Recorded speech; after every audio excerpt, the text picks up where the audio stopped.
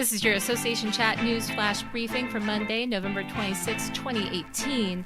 Your favorite briefing on new ideas, events, and tech you need to know about in the association industry.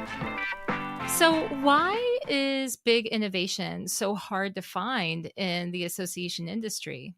Or is it? I had lunch with a really good friend of mine on my birthday this weekend, and she was talking about her struggles finding really great examples of innovative affinity programs for associations.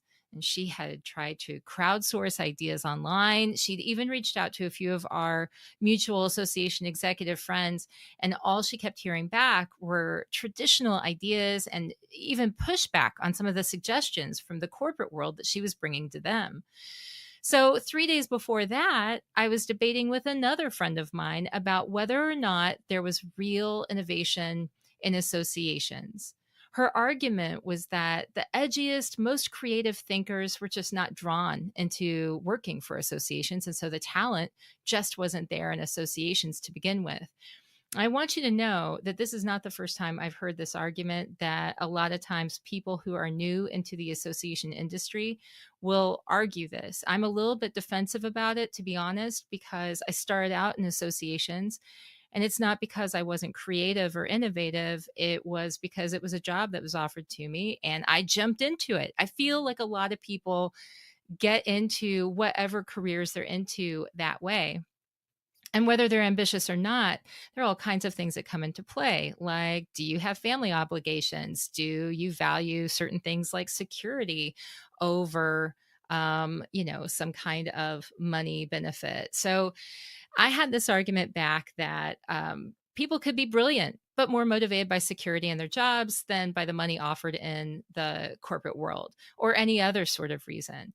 So that it might actually be this bureaucratic nature of associations that makes innovation more difficult, not the people themselves.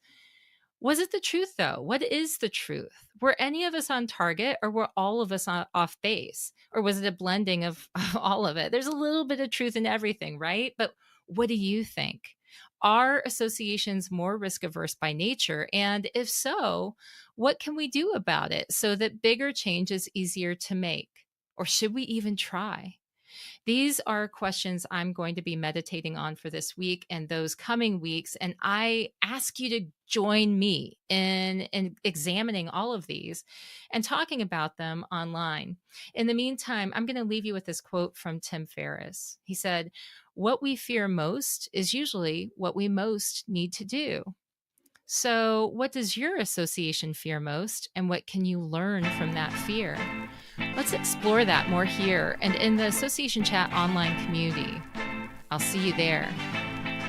That's it for today's flash briefing for Monday, November 26, 2018 from Association Chat. Thanks for listening, and check back next time for the association news you need. Learn more at associationchat.com.